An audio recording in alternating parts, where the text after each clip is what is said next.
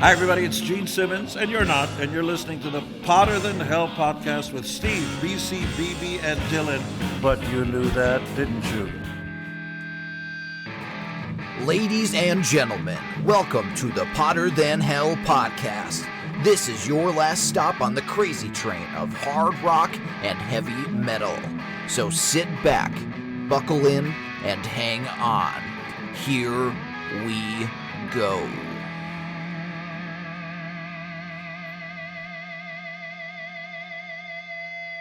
Hello, Potter Than Hellians. Welcome back to the Potter Than Hell podcast. This is Steve, your host, and I am joined only this week with Dylan. And he's our keyboard player today also, and this is kind of our special vacation edition, if you will, from, we are in Las Vegas, Nevada. We came out this weekend for Mr. Sonny Hollywood Pooney's 50th birthday party. We had a fucking great time last night, a little too great for yours truly here. Got a little crack in the skull today.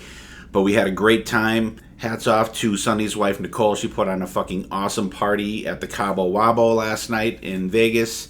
And we had a great time. Stephen Michael and his wife Jen were there. Brian Williams and his girlfriend. And all Sonny's family and his buddies are crazy bunch of guys. And it kind of hits home to me that how good friends are kind of universal, because when he was introducing me to his myself and Carson, my son Carson, the first night that we came down here, and introducing me to his buddies, like the ball busting that goes on between those guys are like just like the same kind of shit that goes on the ball busting between us guys. So it's great to have great friends everywhere and everything.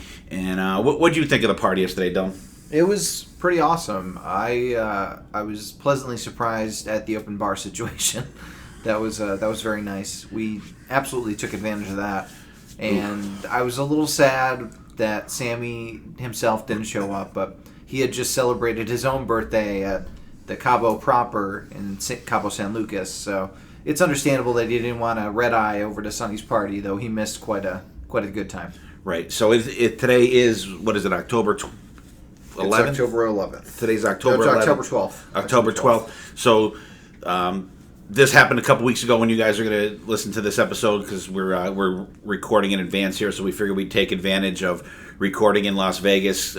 We've done the vacation episodes before. We did the Iron Maiden one with the Blaze Bailey episode. Yes. We did another Metallica episode on another vacation. So we figured we would stick with the trend here, give BB and BC a little vacation also. Well, we were originally going to do the Judas Priest Ripper Owens albums, but we did that with the replacement singers. Right. Episode, well, so we at least just Jugulator. Yeah, just Jugulator. So maybe someday we'll do Demolition, but we thought that this would be a fun topic to talk about, just the two of us, since these are lesser known Metallica periods for the most part. Kind of get lost in the shuffle. The dreaded period when they cut their hair. Just yep.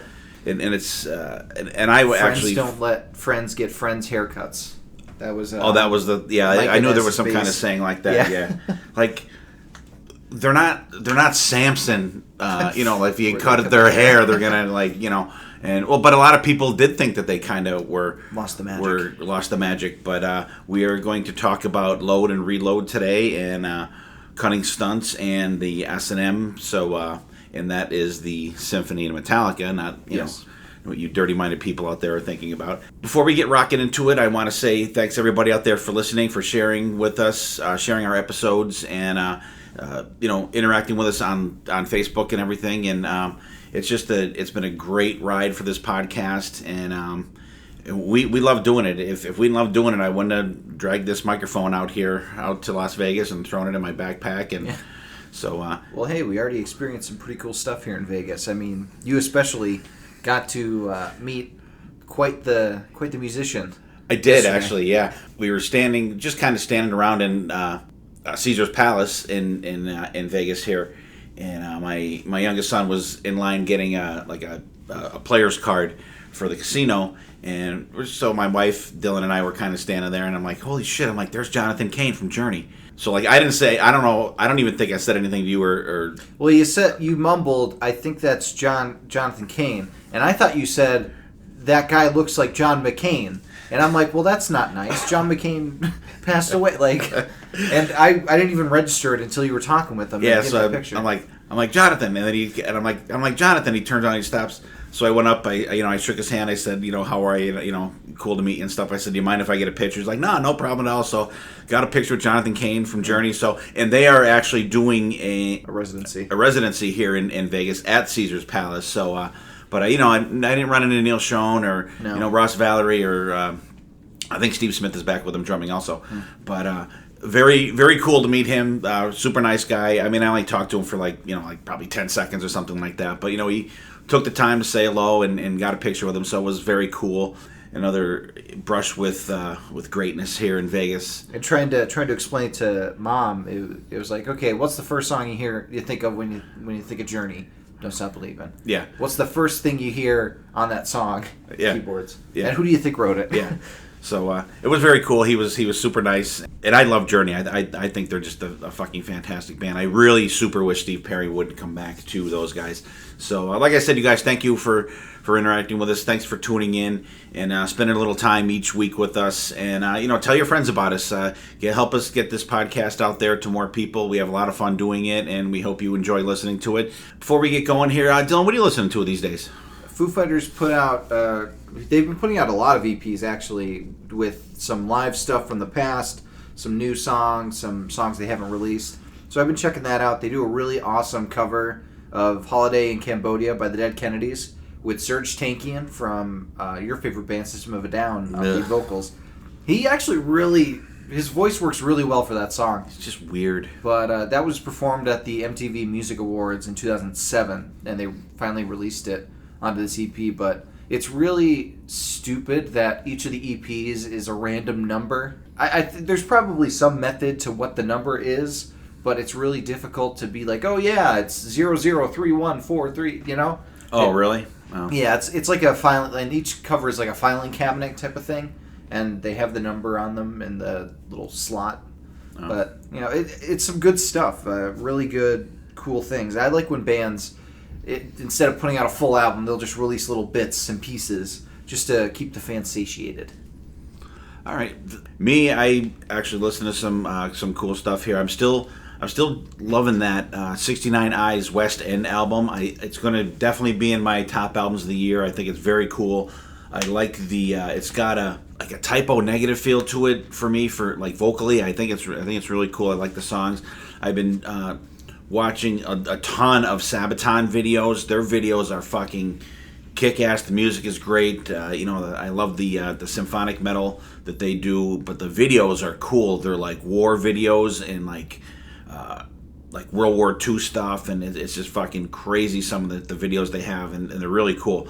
And I checked out the new Toto's new 40 Tours Around the Sun album, double live album that came out. It's really good. It's not as good as the 35th anniversary one that came out obviously 5 years ago, but there's some really good stuff on there. They do a lot of deep tracks on there because Steve Lukather is even like, okay, this is a deep track from whatever, and some of them they said the first times that they ever played some of these songs on there. So, and he's just an absolute fucking phenomenal guitar player. You guys, if you just like good songs, good music, and excellent guitar playing, check that out. Check out Toto 40 Tours Around the Sun, and check out the 35th anniversary one, because that's just fucking excellent too.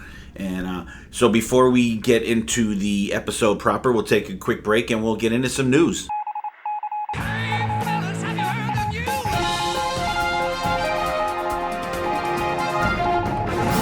All right, guys, this week in the news, we're going to talk about a little Kiss Cruise action here. The Kiss Cruise is, as we speak, got into port today when we're recording this, and we're doing the news with our good friend BC and BB, and we have Tom and Zeus from the Shout It Out Loud cast on our news episode this week. So, Kiss Cruise this week. You guys have seen the reports and stuff, and what do you guys think? You guys, you saw that they did a couple deep tracks, I guess you would call them. They did Larger Than Life, and they did, what the fuck else did they do? It's My Life. I'll tell you what, I don't know. I I wasn't there, but I was still disappointed in what they didn't do again. What do you got? What do you think, BC? Nothing thrilling to me. I mean, larger than life would be pretty cool because something a little bit different. But other than that, everything I saw didn't seem to be too different. Yeah. I didn't care for the acoustic show then? The acoustic show had, like, I think the only one different song was, like, She, maybe. I mean, that was cool, but I don't know. I think, I don't know. There was no Sailaway show. They were talking? I saw something. Yeah, they did this, the acoustic show, like, the second night or something like that, and they just did which I'm sure was a ground ball Q&A for the Sailaway thing. And I didn't see any of that, but they do not let the hard questions go through. What do you think, BB? Yeah, I honestly, I'm starting to feel bad for all these fans who are actually paying this money to go see this crap, this floating turd that they're calling a Kiss cruise, because they're not doing it for the fans. They play the same songs for the last freaking 10 cruises or 9 cruises, and once again, the highlight of the cruise of the videos that I watched was Bruce Kulick's band. Kulick, yeah. Fucking kicking ass. You know, and it's a shame that his band is putting Kiss down the last 2 years, fucking punched Gene and Paul right in the balls and said, here, fucking take this, and poof. You know, it's unbelievable. It's disgusting. All right, guys, what do you guys think there up in New England area? Yeah, I totally agree with what he said. I think the cruise is starting to get a little bit out of control. I think they're starting to take advantage of the fans. It pains me to say that because obviously we do a Kiss podcast, so we love the band, but we're not afraid to call it the way we see it. And I think the story of the weekend that I saw on social media was Bruce and his band.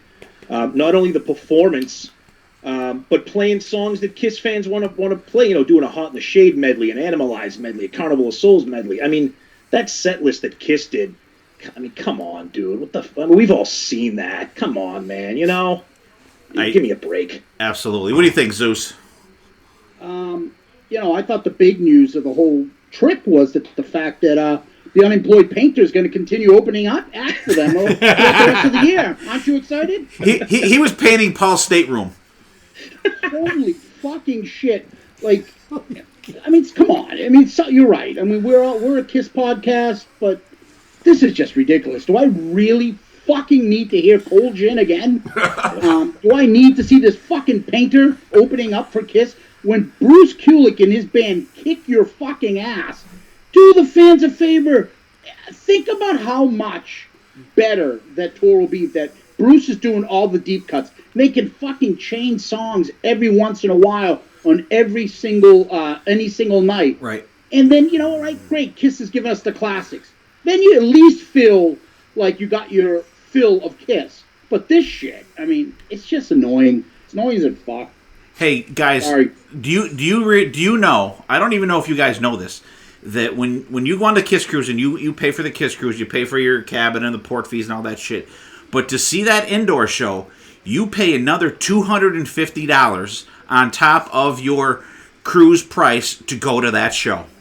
What? Yep. I guess they didn't know that. Holy fuck, dude. That's why it's So the I can I can pay an extra $250 to hear "Lick It Up" in the middle of the fucking Atlantic Ocean. Yes, you can. No, I'm good. Give me a break. Yeah. See, not a lot of people know that. I And, have never heard that. That is yeah. insane. Yeah, but you can get drinks served to you by Peter Criss That's working the crazy. bar on level 3. Yeah, or You can meet a Pink Lady by Vinnie Vincent in level 2. you can meet Vinnie Vincent down in the engine room, shoveling coal. Exactly. Yeah, so I kind of thought you guys didn't know that. Not a lot of people know that. And if you have a cabin of 4 people, say like me and BC and BB and Dylan went on this cruise, they only allow 2 tickets per cabin. What? Yep. So like if everybody in the cabin couldn't go, unless someone gave up their tickets and then you put on a list. That is bizarre. Why would that? I don't understand the logic behind that. I don't either. I'm assuming it's because of the size of the venue, because it's only a theater. Like if you go to your local theater, it's about the same size with a stage. Okay. Yeah. Okay. Yeah, so Wow. so I thought I'd just rally you guys up with that shit there. Thanks. You know how close I am to convincing Tom to go with me on this next year, and there goes that. Well, guess what, Zeus? Breaking news. After seeing the reports from this cruise, ain't happening. Yeah, and like I've always said that, if you go on the Kiss cruise, Kiss should be the best part of the Kiss cruise. Absolutely. They came in like 5th last year for me. Yep. So, and seeing what went on this year, set wise and stuff. I mean, throw the Destroyer costumes on or something, or go back to your live costumes or something like that. Just do something to see. You get the same costumes now that they're doing the End of the Road with, and it came across as very lazy. Oh, absolutely, absolutely. Yeah, Paul 100%. Stanley does not want to do anything different. He wants to do the same shit that they've been doing for the last friggin' 20 years. At least when they did the Rock the Nation tour, you had some other tracks thrown in there, but now you don't have that, and it's sad. It really is. It's and the people that are on that ship want to see that shit. They really do, and I'm one of them. And we left last year going, I'm out. Yeah, We, you should Tom, go ahead, Zeus. I was gonna say, do you remember the what was it? Which DVD we did the episode? Was it Confidential? Second Coming? Oh, Second Coming. Where they're back and everything, and Gene was saying, the critics will say this and that. However, we don't listen to them. We listen to you, the fan. If the fans No, you don't. listen, the fans are telling you change up the fucking set list for years. It's no coincidence, though, that 2 new songs came in were Gene songs. Yeah. Yep. Yeah. Right? Well, because Paul they don't can't have handle their. anything new. He's probably like, my voice can't do anything different. And Well, that's plus- just the shtick. Well, a song like that, they say All American Man. They don't have another recording of that to help him along with a song like that. Say just say that was a song that they did, and but it's crazy. I'm glad I got to torque you guys up a little bit on that one. And, That's not hard to do. yeah, and Paul also announced the final show on the End of the Road tour. Now everyone's going crazy. It's the final show ever. They didn't say that. They did not say that. They said that it's the final show on the End of the Road tour. So, and that's July 21st, 2021. So that's a long way down the road. A lot of shit can happen between then. And they say it's going to be in New York City. But I think it's going to be Citi Field in Queens. Yeah, Really? I've heard a lot of people say that it's good, that they think it's going to be an outdoor venue, or Yankee Stadium or whatever. Whatever. I don't think it'll be I don't think it'll be an indoor venue. I think they're going to try to turn this into a big blowout with a huge crowd. Yeah, especially it's scheduled in the summertime. Also, I think it's going to be that. It's going to be that. But I think the thing that caught my attention though was the date. July of 2021. They're pretty confident that they're going to be still doing it at that time. Yeah, and they announced like 90 more shows or something like that. Yep, absolutely crazy. That's crazy. Paul's wearing knee braces on his knees now. I saw. Yeah, we saw that too. Yeah. Yep. Yeah, absolutely crazy. And one more little tidbit. I don't know if you guys are Judas Priest fans there, and but we are here at the Potter Than Hell podcast. And KK Downing returned to the stage. Actually, what was yesterday, which would have been July, or not? Yeah, July. Got July in the brain now. November. November. November. I don't know where I'm at. November 3rd, okay. And he played with David Ellefson from Megadeth and Ross the Boss, the original guitar player in Man of War, Ripper Owens on vocals, and Les Banks, the drummer that was the drummer on Unleashed in the East. And the set list they did was Riding on the Wind, Green Manalishi, Hell is Home, Running Wild, Beyond the Realms of Death, Exciter, Metal Gods, Burn in Hell, Before the Dawn, Hammer in the Anvil, Hellbent for Leather, Living After Midnight, Take on the World, and Breaking the Law. I mean, good set, some deep tracks, some cool stuff to see Ripper do. I was just going to say, that's a set list that like you would never see Kiss do a set list like that. With, Fuck like, no. With like a ton of deep cuts, but then you throw the hits in.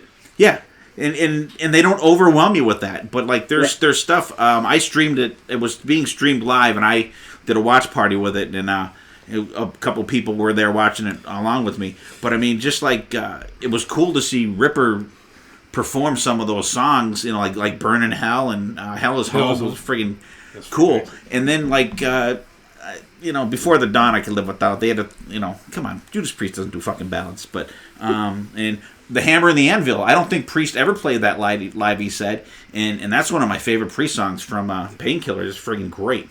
What do you think, BB? Yeah, I caught a couple clips of that show, and let me tell you, Ripper Owens is in that same category as Bruce Kulick. Bringing those deep tracks in, and that's exactly what Priest fans want. You don't want to hear breaking the law every frickin' time. At least he's pulling these deep tracks out, and they sound fucking good. But Priest does that too, though. Priest, right? When we saw them, Jesus Christ, they did Saints in Hell when we saw them. I was like, holy fuck. Oh, that's right. You got a better chance of seeing Priest do deeper cuts than Kiss. Yeah, That's true. Absolutely. Zeus, what do you think? You're awful quiet there, buddy. Yeah, I mean, I'm a Priest fan. It's just a matter of, what's your preference? Are you going to be more upset that they didn't play a song that you really hope they're going to play? Or are you going to be more upset if they're playing the same old? I guess it's, it's one of those things that's a dilemma for fans. For me, I'd probably rather go with a Judas Priest type of set.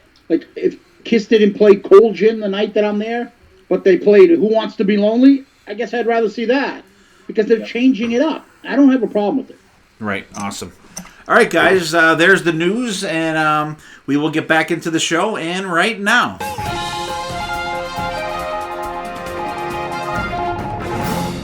all right, let's talk some Metallica, Dylan. Let's talk about the album Load. Came out June 4th, 1996. Long album. Another long album by Metallica. Like, holy shit. I think it's the longest Metallica album. It is 14 songs on it, and I don't know what the deal with this album is. It's kind of like a love-hate relationship, I think, for it. What do you think about it, Dylan? So, with Load, I always remembered it being one of my favorite underrated Metallica albums. But on this listen to, I don't think I still have that opinion. Oh, really? Yeah, there are some amazing songs on it. I think that there's a lot of hidden gems, for sure. But I think a lot of it is very filler. There's a lot of filler in there that could be condensed or could be just cut out immediately. There's a lot that could have been done to rein the band in, I think, that it wasn't done. I mean, the album did great for as much outcry against this, with them cutting their hair and they're wearing makeup and all that kind of shit that James Hetfield actually absolutely fucking hated. And but the album was number one for like 4 weeks on the Billboard chart. It's 5 times platinum. And the album cover itself, it's from an original artwork. It's called Semen and Blood 3, which was some kind of weird experiment, some kind of petri dish kind of thing, which is actually pretty stupid looking. But they changed their logo also on this album. Yeah, I hate the new logo. Yeah, they got rid of the lightning bolt M and A at the end, and it's kind of generic. And it's when they came out with the Ninja Star type thing that they use, and they still use that though. Yeah, the Ninja Star is cool. I don't like the typeface for the band name itself. It looks like somebody photocopied it a million times because it's all grainy and it looks like TV static. It's bad. I don't think it looks generic to me. Yeah, I don't care for it myself. And that was actually, if you think about it too, that's around when Iron Maiden changed their logo up a little bit too. Yeah, that kind of time period. True. So this was a really crazy time in music, I think, because you had a lot of bands going through a lot of transitions. You had, Bruce Dickinson was out of Maiden. You had Rob Halford out of Priest. Yeah. And the music scene was kind of, you had all that, I don't know if you, like not industrial stuff, but you had the shitty bands like Disturbed out and stuff like that, and crappy bands like fucking Korn doing shit. So, like, in a lot of these bands, I think were kind of like tagging along with these shitty bands, and I don't think it helped them in a lot of ways. No, and Metallica, they even went on record as saying they wanted to experiment with the musical style, with different sounds and stuff like that. I have a really good quote from Lars about Load's more exploratory nature that I got off of Wikipedia. This album and what we're doing with it, that to me is what Metallica are all about, exploring different things. The minute you stop exploring, then just sit down and fucking die. Yeah, so there is some exploration. I'll give them that. They're trying new things. There is some different shit on there. It's weird that they go from their most popular album in 1991, and it has a lot of... I mean, they were even then getting rid of the kind of the thrash. It was getting more towards hard rock, but this one they're going southern rock. They have some bluesy stuff in there. Yeah, there's some strange shit on here. We get into the songs, we'll talk about that. And so, like I said, it came out June 4th, 1996. How old were you in 1996, Dylan? I was 2 years old. Were you 2? Okay. Yeah. Well, 1.5 when it was released because November. And it's 78 minutes and 59 seconds, and I guess that they wanted to totally fill up what you could put onto a CD. Yeah. And I guess the last song, Outlaw Torn, was cut short by like a minute or something like that. And, they said there's some, like an amazing jam at the end or something like that. But cut short. It's 9 minutes and 49 seconds. Yeah. How much longer?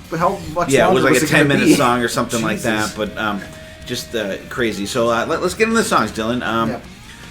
I'll just do a couple. We'll talk about them, then we'll just do a couple more. I think we'll do it like that. Yeah, that's fine. Ain't My Bitch, I think it's a decent opener. It's not one I would have picked to open the album, I don't think. But I like the cadence of the vocals, and now it's time to kiss your ass goodbye. I fucking love that part of the song. There's some real cool riffing under the lyrics in there. The drum sound is actually good. You don't have that boing, boing, boing that you're going to fucking have when you get up to St. Anger a couple albums away. There's some weird timing on a few of the parts in the song. I think they are kind of interesting, I think. The solo, but if, like, this song is a rockin' song, but if you listen to the album version of this solo, it's got a country steel guitar feel to it. A twang. And it's different, but I really like Ain't My Bitch.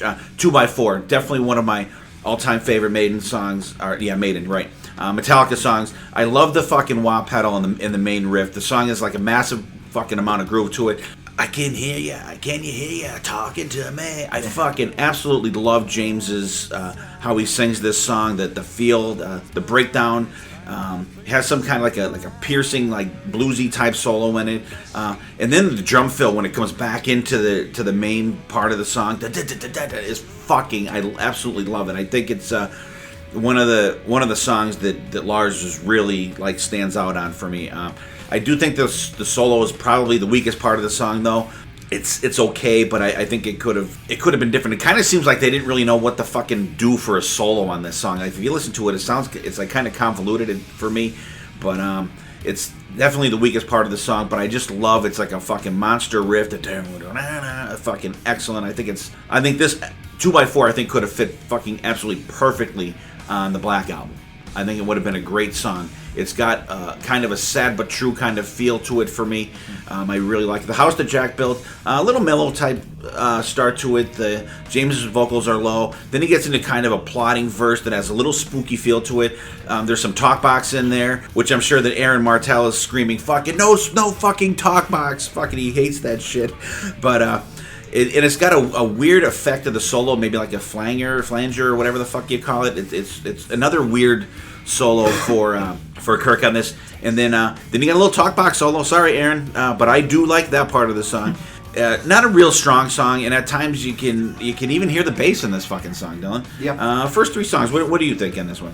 Ain't My Bitch has always been one of my favorite Metallica songs ever since I actually listened to it. The first time I heard it was Cunning Stunts, which we'll be talking about a little later. But I always loved it as an opener. I think there is one song that I might have put as an opener over this one, but I do think it works. I think it's a really good way to go into the album. I just love the groove of it, and it has some nice slide action. It does. It's on the different guitar. sounding for that. It's really cool. Honestly, for these two albums, the MVP for me is Kirk Hammett. His guitar work is really good in it. Maybe it's because I know what's coming with St. Anger that I'm appreciating the solos in all the songs more. But I really enjoy Kirk Hammett's guitar playing on these songs. 2x4 is fantastic. I remember the first time you were like praising 2x4, and it's like, oh, this is such a good Metallica song. And for some reason, when I uploaded load onto my computer from one of the CDs, 2x4 did not get loaded on. So for the longest time, never knew the song was on the album. So it didn't load? Yeah, exactly. I just thought it would Ate My Bitch, then The House That Jack Built, which The House That Jack Built is absolutely a weak song, and to put it that high up on the track listing, I think I think it should be a later tier song. I get what they're doing. It's a little bit of a tempo change. They want to go a bit slower, but I don't think it works this early in the album. It just seems very plotting and like you're crawling. It does. Like you're accelerating down the road with 8 My Bitch and 2x4, and then you're just kind of like, we're slowing down. Maybe you see State Trooper on the side of the road. You're kind of slowing down a little bit. Exactly. Until It Sleeps, this is a song I really like. This fucking song. It's got a really cool feel to it. The kick in is fucking cool to like a mid tempo verse, and it goes back down to a melt. Like it's kind of an up and down kind of song. I always fucking love this song. It grips you so bad. I fucking love that part of it. The verses are almost like whatever is sleeping, he doesn't want to wake it up when he's singing in the verses. I think it's got a cool feel to it. It's got and it's another kind of different guitar solo for Kirk. It's got like a scratchy, squealy, screechy kind of feel to it. Another good one. I really like that song. King Nothing, fucking absolutely fucking love this song. The band Harpo that we've had Billy Rock on our podcast early in the game. The band Harpo, they would always play the song. Fucking absolutely love it. The bass in the song is fucking great. It's just a kick-ass, is a great grinding rocker. Where's your crown? The tempo of the song is great. It's got another wah pedal type solo that is really cool. And then the tempo kicks up for the last part of the solo. Like it's really cool.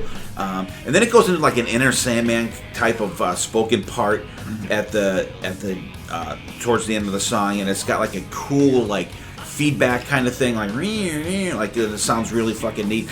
And then it boom crashes right back into the pre-chorus. I just like how and then the song kind of breaks down for the ending. It's just like it seems like the song like purposely like falls apart at the end of the song. I really kind of like that. Very much like Enter Sandman. Yeah, definitely. Hero of the Day, another mellow start. Like, come on, guys. Like, let's fucking pick it up. Get a little fucking, get a little fuel. Get a little fire. Give me something that we desire here. It picks up a little bit. I'm not a huge fan of this song. It's like, for me. The middle part picks up a little bit, and there's actually a little bit of double bass drumming in the middle of this song, but it still doesn't save it for me. And there's some kind of weird sound effect in it that sounds fucking absolutely fucking terrible.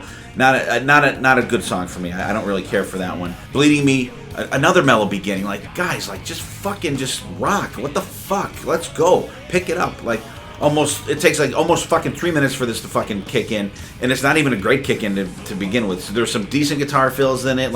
I was like, oh my god, is this song fucking gonna go on forever? And at the 5 minute mark, I'm like, man, this song just fucking blows. The solo is pretty ripping, but it's still not good enough to fucking save this song. Maybe if it was like a 4 or 5 minute song, it'll be okay. But it's like fucking like almost an 8.5 minute song. Like, it's a skipper for me. Like, the song's fucking way too long, and maybe if they shortened it up or something like that. But it's a fucking tough one to get through. Until It Sleeps, apparently this is a pretty historic song for Metallica. So it was the band's first #1 song on the U.S. Billboard's Hot Mainstream Rock Tracks chart, and apparently it was their first and only song, as of the release of Hardwired to Self-Destruct, to hit the top 10 of the Billboard Hot 100, really? Debuting and peaking at number 10. So that's pretty crazy. I think it's a Lovecraft song. I know you like it better than the other Lovecraft song. Of course, I'm blanking on it right now. Lovecraft? What do you mean? Yeah, like a song based on the works of H.P. Lovecraft. Oh, okay. So there's Call of Cthulhu, and then, what's that one from Master of Puppets? The Thing That Should Not Be? Yeah, The Thing That Should Not Be. That's it, yeah. Shitty one. Oh, I like that. I like that better than Until It Sleeps, but I think Until It Sleeps has a really good atmosphere to it that works really well. King Nothing, I think that could have been the opener of the album, but you pointing out that the structure is similar to Enter Sandman, I'm wondering if it was a conscious decision to put it later in the album, because they didn't want people to be like, oh, they're just redoing... Could be. The Black Album, because it is very much the Enter Sandman on the set. It even has the often at the end there. Yeah. So it really is the understatement. But it's probably one of my favorite Metallica songs. I just love the groove of it. I love in the middle of the solo, like with the and then going and into then it the kicks really up rocking fucking great. part. I get chills every time I hear it. Hero of the Day is not that bad of a ballad. It's okay. You know, if you have to put a ballad on there, it's not the worst. Metallica and ballad don't go good for me. Those two words together do not work for me. Yeah, and Bleeding Me is way too fucking long. It's a drag. I'm bleeding out as I'm listening to it. I mean, there's some good guitar work again. Like any song, for the most part, on this album, if I don't like it, at least I could appreciate the solo of it or maybe a riff or two. But this one's rough to get. Yeah, through. like I said, the solo doesn't even save that fucking song. Yeah. Next we have Cure. Well, on this one, at least it's not a fucking mellow start. It's got like a little basic drum beat for the first verse. Like another mid-tempo song though. The bass sounds really cool though. I'm glad at least Jason Newsted is getting some props on this album. Another little spoken word thing going underneath the singing in the verses. The solo's cool. It's got some cool guitar sounds in it. But I really do like the bass on this. I'm like, Jason Newsted, way to go, motherfucker. I do like the pickup towards the end of the song, and finally, I think that on this song, like James finally put some oomph into the vocals, because I think on some of these songs before that, the vocals are a little weak or strained, I think. But like finally this one, it kind of seems like, we got a little, maybe like a little kick in the fucking ass or something on this one. Poor Twisted Me, it's got a cool like echoey start. I think it sounds really cool. Lars really likes this type of drum fill, you know what I mean? It's a definitely recurring type of drum thing that he does on this album, and if you're listening to it, you can kind of get the feel for it. He does it on a lot of songs. And James has this like kind of megaphone effect on this song. The song's got a good groove though. I will give it that. And if the solo too, and like Kirk Hammett is like doing a ton of different kind of shit on this album, and this is definitely one. And there's two different lead parts in the solo. And you can hear them. They're different tones. So I wonder if James plays a part of the solo in that song. So because like if you listen to it with your headphones on, it's there's one on one side and one on the other, so I wouldn't be surprised if James doesn't play one of the solos in that song. I really like it though. I think it's a really under the radar Metallica song. I really enjoyed that one. I thought it was very cool. And to be honest with you, before we started doing stuff for this show, I may not have listened to this whole album all the way through, maybe twice. Yeah. When it came out, because this is a song, and we'll talk about it maybe a little bit later too.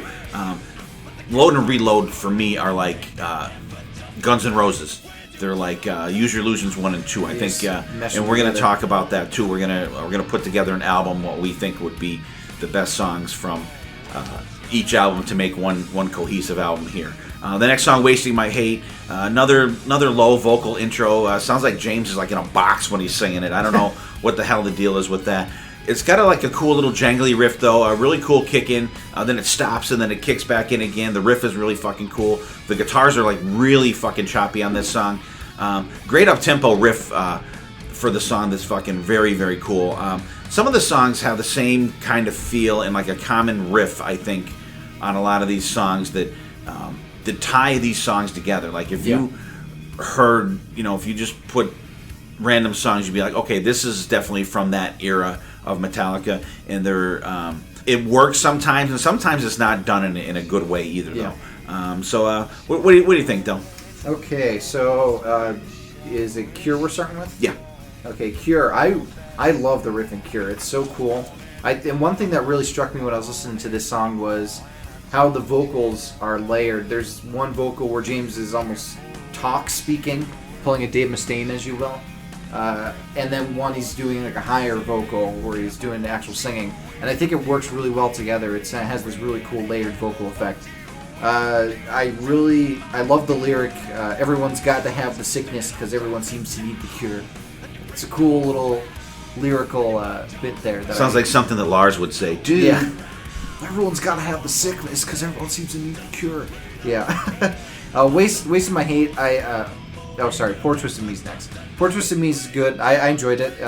Kind of a forgettable song for me. I enjoyed it when I heard it, but it was kind of in one ear right out the other. Wasted My Hate, I really love the riff again on that one. Has a little get up and go action. Has kind of a similar gait to Ain't My Bitch a bit. It does. There's a lot of. I think there's a lot of songs that are tied together on this album. Yeah, they're very much almost bouncing off of each other and rhyming each other. And I think it worked. And like you said, sometimes it works and it seems like it's an intentional thing. But other times it seems generic and it's just everything sounds the same. So it's a tough line to walk for them. Yeah, absolutely. Mama Said's next acoustic start. This is Metallica does country for me. It's got like a steel slide guitar in it. I think the song kind of sucks. It's a skipper for me, definitely. Picks up a little bit at the end, but that's one that back in the CD days, boom, you'd hit the fucking advance button. That one's out of the box for me. It's if it was in vinyl, it would be the groove that's kept in the best shape. Yeah, absolutely. Thorn Within. Another fucking mid-tempo song. Like the verse is weak, the guitars are pretty crunchy. The riff is okay. There's some cool palm muting going on in that song. But it's boring though. I think it's like these two in a row. They're just like skip, Torn Within, fucking skip.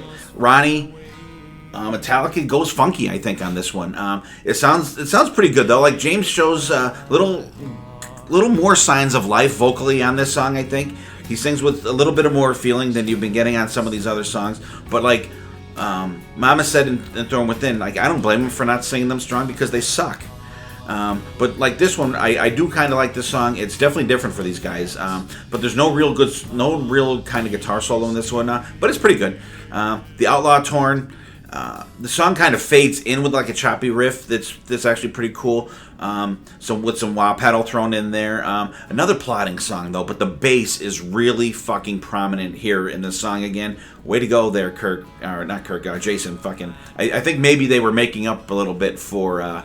Injustice for All maybe on this album with Jason, but like this song has like a 70s rainbow type feel for me. Okay. At times, definitely if you listen to the solo, you could picture the influence that fucking Richie Blackmore has on Kirk Hammett in this song. I can literally see him doing this solo with you get that when they do like and they use the volume knob to go up and down and stuff like that. Definitely like a fucking rainbow thing there.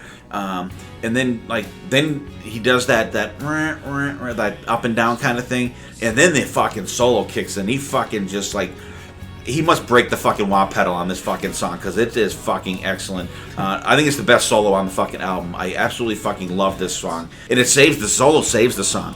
And like I said, this song was cut short. They said it because it's like some kind of jam. It's fucking like 9 minutes and whatever. But there's some more Blackmore-ish playing on the outro to this song, and it fades out the solo. But it's definitely got that Richie Blackmore feel to it for me, and I absolutely fucking love Rainbow. But it's not. It doesn't have the Deep Purple Blackmore feel to it. It has like the Rainbow Richie Blackmore feel to it. I mean, to my ears, anyways. I played that when I was like. Didn't really like it at the beginning. Then I'm like, then it gets going, and I'm like, all right, the song definitely grew on me. And then once I got that Blackmore kind of thought in my process there, I just fucking absolutely loved it. So, Mama Said, this is the worst Metallica song ever.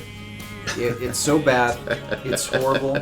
I find no enjoyment of it. There's not even a good solo in it to save it. It's terrible. It's absolutely horrible. I understand they're trying something different. I understand they're trying a new style. They're seeing what fits. This does not fit at all. They don't do it well. I don't think James's vocals work for this kind of song, and you could tell that like Kirk seems bored playing it. Like the guitar work is kind of. It's just a really bad song. It seems like they didn't even like the song. Yeah, it's a really bad song. If you don't like it, don't put it on. Right. Like, don't just throw it on just to try and fit the entire CD. It's, stupid. Thorn Within, forgettable. Ronnie, that's another song I hate. I don't like it. I'm not a. This is probably one of the worst song streaks for Metallica for me.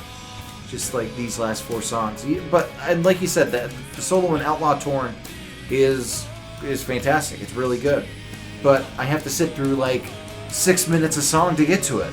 It's if I have to suffer to get to something good.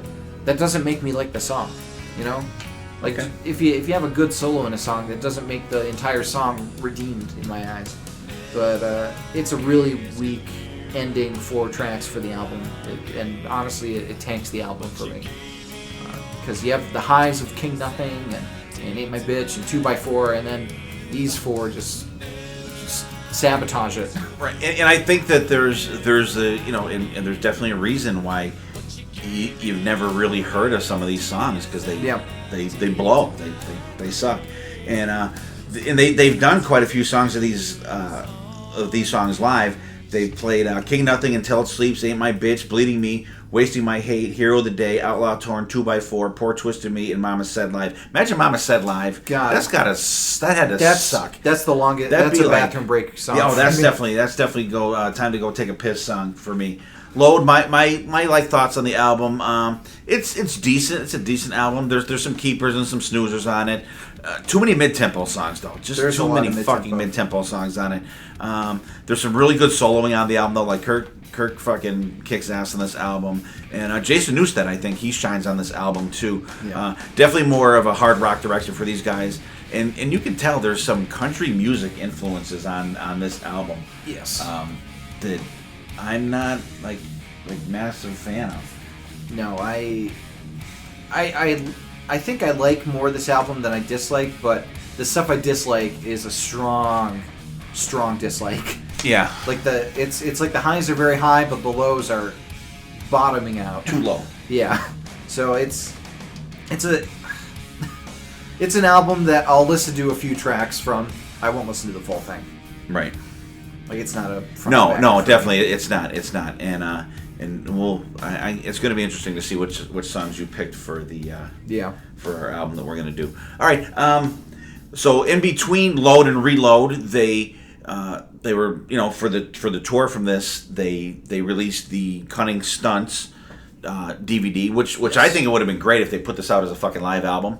That I think it really would have been cool. Yeah. And it's if you watch this, it's a different start to a Metallica show. There's no lights going and it's I won't even call it in the round because the stage is far from fucking round. Yeah, there's it's like And I don't know, like if you watch this DVD, you're like, how the fuck are these guys not like crashing off the stage or into the middle of the stage? Yeah. Because it's so angly and like just all these kind of crazy walkways and like they're not real wide, I don't think. No. And the concert starts, like the house lights are on and the band just kind of meanders fucking out. runs out through the crowd. It's cool. Yeah. And they get up and they start with a little fucking like what they call the Bad Seed Jam, and it's and they're playing with the fucking house lights on. It's cool. It's just like here we are. We're kind of like playing in the middle of a fucking supermarket by the way the lighting is in the place with the house lights. Very cool. Starts off and then goes into So What, which is like it totally blew. First time I watched this and I Cover of the Anti-Nowhere League. and I'm like fuck. I'm like So What. I'm like that's definitely crazy opening song for these guys, but it's fucking cool as fuck. Like, but like I love James on this. He fucking is like vocally when he's the baby, like when I fucking love that. And he's in the band, I think, is fucking firing on all 4 cylinders on this one. Then boom, right to one of my favorite Metallica songs of all time, Creeping Death. Fucking absolutely love it. Let me just do the track listing, and then we'll just kind of talk about it. We don't have to go song by song. Yeah. The Bad Seed Jam, and then So What, Creeping Death, Sad But True, Ain't My Bitch, Hero of the Day, King Nothing, One, Fuel, Gimme Fire, Gimme That Which I Desire. But a demo version of it, not like the final version, because the lyrics are different. Right, because really. The lyrics are different, and some of the song structures a bit changed from the final version. That's going to be right, because the Reload wasn't out yet. But it's a cool version of it though. Then there's a little bass and guitar thing that I think is kind of a fucking waste of time. It has one of the best Metallica songs featured in it, My Friend of Misery. Yeah. Well. But I don't know. I maybe it's to give Lars and James a fucking rest. I don't know. Then Nothing Else Matters, Until It Sleeps, For Whom the Bell Tolls, and Wherever I May Roam, Fade to Black. Then they do a Ride the Lightning and Kill 'Em All medley, which is very cool. Ride the Lightning, No Remorse, Hit the Lights, 4 Horsemen, Seek and Destroy, Fight Fire with Fire. Then Leper Messiah, there you go, Dylan. But it's a jam though. Yeah. They don't like actually do the whole song. It's just like a fucking jam that they do. And then they go to Last Caress. Last Caress, Master of Puppets, Inner Sandman, and the Cure jam with Am I Evil, and then they end up with Motor Breath. Yeah. What are the highlights on here for you, Dylan? So this was the first time I had seen Metallica, because I remember putting on this album and being really taken with how connected to the crowd they were in this live video, because like Jason is at the barricades for a long time, just jamming with the crowd. At one point, they basically have almost an intimate, not acoustic, but an intimate part where they just have like the bare essentials on stage, right? And they have like the hanging lights, because they do that really cool thing where the guy gets like on like lights on fire, and like the stage like blows up and falls apart and shit. It's fucking cool. Really cool. But honestly, this is a really good sampling of them in this era. I really enjoy. Like I said, this was the first time I heard "Ain't My Bitch," and I really liked it. I liked in "So What" they included they were like, well, I've been east and I've been to Brighton, I've been to Fort Worth too. Yeah. Because they add the location in there. I think that's really awesome when bands do that. It's a really good sampling. They include bits of my favorite songs in there, like the Leper Messiah jam they do, and they have the My Friend of Misery, including the bass guitar doodle. It's a cool medley for the Kill 'Em All, Ride the Lightning. Really cool. I don't have many complaints about this. I think they seem really into it, watching the videos. They're really having a good time. It's good to see Jason jamming with the band, and he really fits in this era, I feel like. And I love the motherfucker die during Creeping Death. Like that's I always put that in. Even you hear the studio version now, you're singing that. And he I think he does the last chorus too, right? He sings that part. So let it be ran. So let it be done. I think I like it a lot, but it's cool that they don't start off with the Ecstasy of Gold and then come up with the song. Although I love Ecstasy of Gold. No, it is cool, but I think it's awesome. A cool switch. They did something different with this, and it's a different concert video for them, because all the other ones are very similar. Right. It has the same setup with Ecstasy of Gold. They'll cut to them backstage, and James might be singing along or something like that, and then they'll come out with like Creeping Death or any of the songs. But they do things so differently. They don't end with Enter Sandman. They end with Motor Breath. Right. Like that's crazy. You don't think that's an ending song. No. But they change it up with this live album, and I think it really works.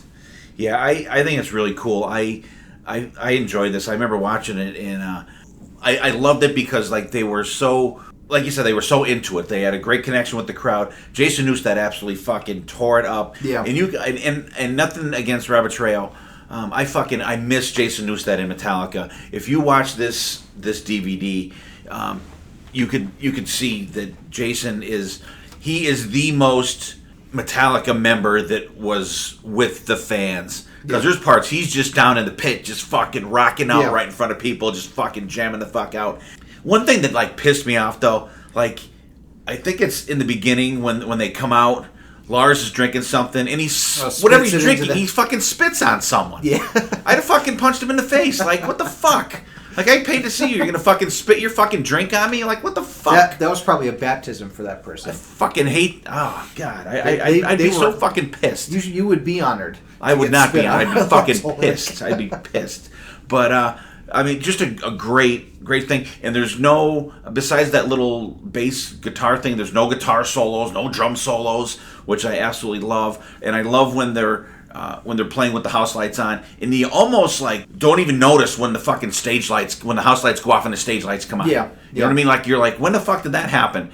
And I actually like rewound it a couple times to see when it does happen. So you're gonna have to watch it yourself to find out when it is. It's a really good. Yeah. This is something. This is a must watch. Yeah, absolutely. And I love when the stage when they start Wherever I May Roam, the stage, like the light things start to rise up out of the stage, and then when they do fade to black, the lights, they start to flicker. Yeah. So you know shit's gonna go fucking crazy, and then like at the one part, the stage like it fucking blows up, and the dude is swinging from the lights, and then the dude is on fire running through. Yep. Then they show the they show the paramedics doing like CPR on the guy, and the EMS guys take him out and shit. Yeah. And then and like the band's like, what the fuck was that kind of thing, which is kind of different. You've never seen anything like that in a concert before. Yeah. But I mean, these guys just fucking rock the fuck out. I think it's great. And like you said, I think that the band was really they're really connected to the crowd in this one. Yeah. And like the stage, and you know what's weird too, watching a video from this era, like you didn't have all the big video screens and shit. No. Like you were just it's you and the band then. It's not you and the band and big widescreen fucking TVs and all over the thing. So like you're watching the band, so you're not like just okay. So if you're sitting far back, you're just watching who's ever up on the screen at the time.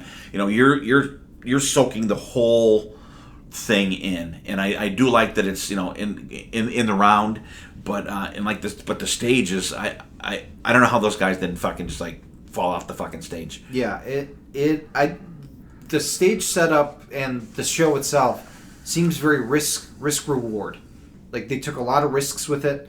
Like even the stunts that they did. I mean, the title is pretty apt. There are a lot of cunning stunts in this video. I think absolutely they took a lot of really awesome risks, and I think it really paid off. And this is probably my favorite stage setup for Metallica because they get to interact with the crowd. They get to be with the fans, and I mean, like some of them hang back. Definitely, they don't go up front with them. But right. You have guys like Jason that are just constantly like, right. Hey man, let's rock out together. Yeah, like Kirk and James go down in the pit a little bit, yeah, but like Jason's down there a lot. He's down there a lot. Jason is constantly trying to connect, and I think that's something. And Robert Trujillo also does a really good job. Not to like disparage him, he does a really good job connecting with fans. He does too. He does. I just, like I said, no disrespect to him. I do like Jason and Metallica better than I like Robert. And it's sad that they, the treatment that Jason always got. He was always the new guy. Even when he was there for like 10 years, he was always the new guy. Yeah. But it's very cool. So you guys absolutely check that out. It's on YouTube if you want to check it out. It's a must-watch. Yeah, it is. If you're a Metallica fan and you have not watched this, you lose your fan card until you watch this. So definitely check it out. And before we get into our hidden gems this week, the song that I'm going to play for you this week is from Tony Iommi's our 2005 album Fused that he did with Glenn Hughes. Okay, the song is What You're Living For. Fucking kick-ass fucking song. Check this song out. Glenn Hughes plays bass and sings on it. Kenny Arnoff is the drummer on it. And just listen to the drum fill before the solo gets going. It is fucking amazing.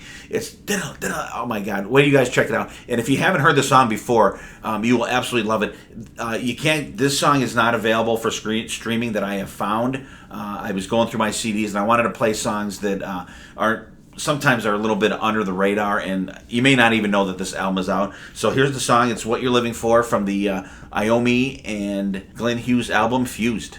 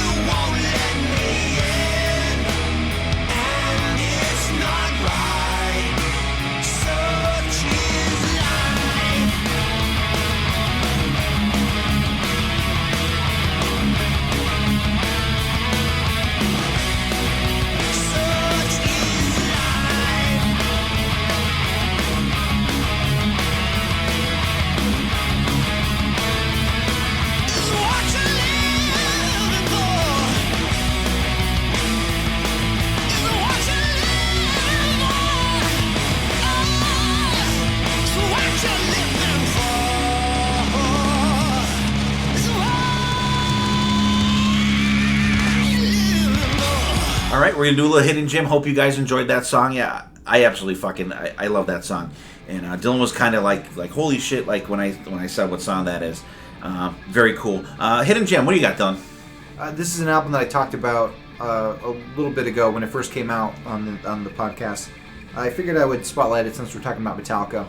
The Helping Hands live and acoustic at the Masonic. Really cool versions of a bunch of different songs. They do an acoustic. They do basically a straight acoustic cover of Hardwired to Self-Destruct, and it's really interesting to hear them play that song on acoustic guitars and like play those riffs that fast. But they do some really cool reinterpretations of like Disposable Heroes or The Unforgiven. Some of the songs they play straight. They do a lot of awesome covers. I mean, they've done Turn the Page before, but Veteran of the Psychic Wars from Blue Oyster Cult, that's a really cool version of it. When a Blind Man Cries, they also did before, but it's another awesome version of it. It's some really awesome, cool songs on here, so check it out if you haven't. Helping Hands, live and acoustic at the Masonic. All right, cool. I actually have not listened to that album yet.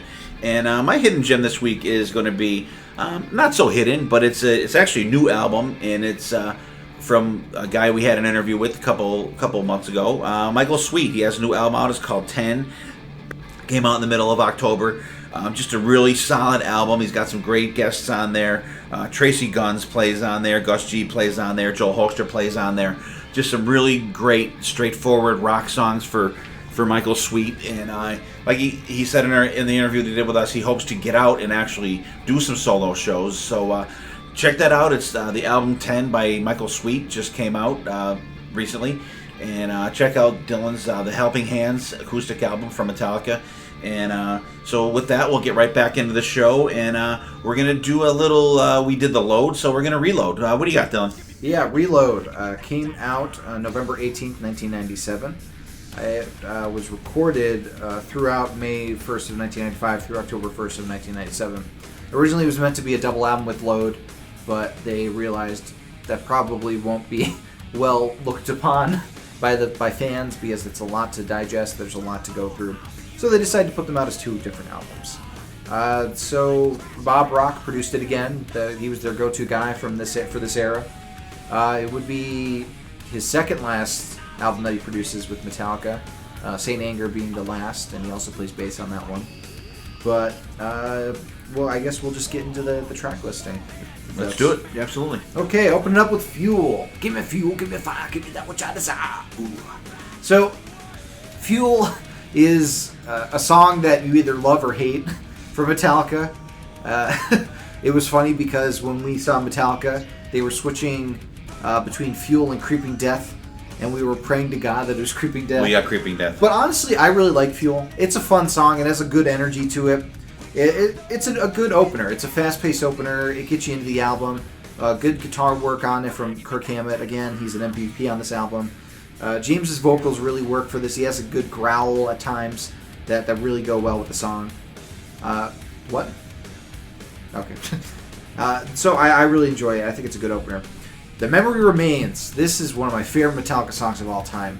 It has such an awesome atmosphere to it. It's got the creepy vocals from Marianne Faithfull that just give you nightmares, and the music video is really cool with the revolving room.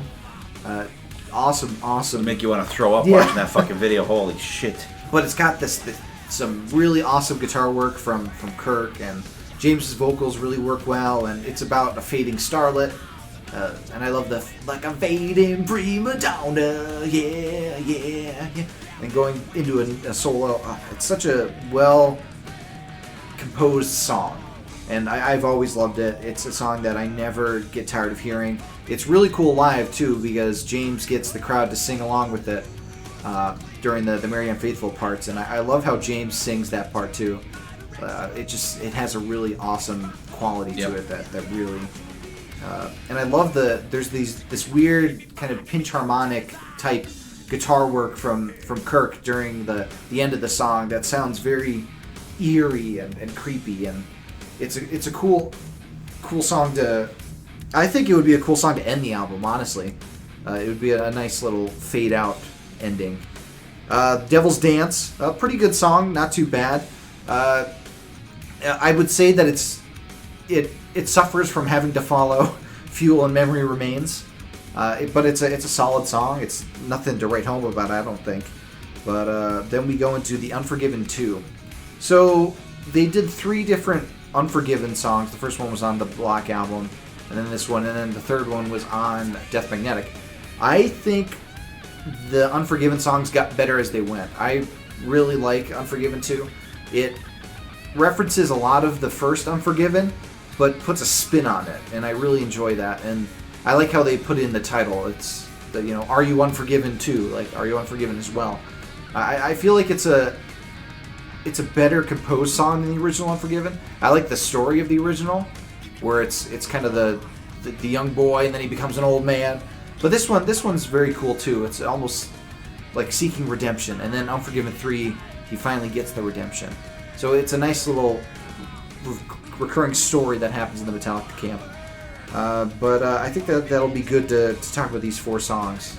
All right, Fuel. Give me Fuel. Give me Fire. Give me that one. I think it's a great opening to the album. Way better than Ain't My Bitch. Ain't My Bitch. Definitely a great opening song. Straight out rocker. And like you said, I've heard people give this song shit. I'm not really sure why. I really like this song. The riff is cool. The chorus is great. It's a great start. I love the guitar breakdown in the middle into the solo, which absolutely the solo just rips. Kirk, just great start to the album. Even the drums sound really cool in this one. I'll even say, good job, Lars. Great song. I absolutely love this song. The Memory Remains. Cool, like spooky riff at the beginning. Another, I think a good 1-2. I won't say a punch because this song's not really a punch, but it's just a really got a kind of good groove. It's got some cool guitar fills in it. Lars, thank God, doesn't overplay the drums in this one. And I love the creepy la la la la from the Marianne Faithfull. Just really fucking gives it just like such a different element that is just like one of those undefinable things that is like just so fucking cool. Kirk's solo is great in there. This dude loves his fucking wah pedal. I think he fucking sleeps with it. I really do. I think he sleeps with the fucking wah pedal. And then it gets back to the la na na na, and it fades out with that. It's so fucking creepy. And I never even thought of it, Dylan. I think that's a great point. It would have been a cool song to end the album with, but some of the songs you may not have wanted to go that far into the album once you start listening to it. Yeah. Devil's Dance. I really like this one. I don't know why you don't like it. It's not that I don't like it. I just think it suffers from having to follow those 2. Well, it does a little bit, but the bass is great. Like Jason really shines on this one, and I fucking bang my head into this fucking song. It's got like a little spooky feel to it, like some of the songs on here, and I love the part Snake. I am the Snake. I fucking love that, and it's just fucking awesome. I fucking think it's so cool, and it's got a very cool like descending start to the soul. Like it kind of, it's like a falling down kind of effect on it. I don't really know what the fuck it is, but it sounds really cool. And then boom, here we go with the wah pedal again. Definitely a recurring thing with Kirk. Like I said, I think he fucking sleeps with it. But a ripping solo, and then back into the groove of the song. Just a kick-ass song. Unforgiven 2, it has the same like the fade in. Yep. I think it's really cool. And then it goes. You know what? I don't like this one as much as the first one. It's a little more, I don't know, country sounding. I do prefer the original version. It's got some really weird guitar shit going on there. The solo is really good though. Like really clean sounding solo in it though. Like very clean sounding. And then back to the country sounding thing. This one's a skipper for me. I'm not a huge, and I actually love the Unforgiven, the first one. And actually, if I want to go back to the Cunning Stunts real quick. When they do Nothing Else Matters, I fucking hate that song. I think it's fucking terrible. I wish they would do the Unforgiven and just fucking forget that they ever recorded that fucking piece of shit. You know, I just Nothing Else Matters. I fucking hate that song. And but I'll take Unforgiven over, and I'll take Unforgiven 2 over Nothing Else Matters any day. But it's pretty much a skipper for me. The next song is Better Than You. The opening drum groove, very cool. The guitars, I like how they're kind of intermittent during that part, and it really works. But then it goes into a really fast beat for the verse, but then it goes back to the drum groove for the chorus and the Better Than You. Really cool kind of head rocker for the chorus part. There's some nice quiet talk box underneath the chorus a little bit. Kirk at his talk box / wah pedal. There you go. The last part has a really nice pace and that ripping solo to go with it. I really enjoy this song. Slither, it's not a Velvet Revolver song. Carpe Diem Baby. No, Slither's okay. It's not bad. But I keep thinking about the better Velvet Revolver song with the same name. Carpe Diem Baby, it's a nice stomper of a song. There's a really cool halting part after the second chorus that goes into the solo. Very, very interesting instrumentation in this song. I really enjoy it. Bad Seed. Bad Seed is a song that I really enjoy. It has you think it's going to be a slower song at the beginning because it has this weird kind of drum guitar part, and I'm like, oh, is this going to be a slow song? But then it has a really nice groove, and I really like the carnival barker parts that lead into the chorus. Just step right up in there.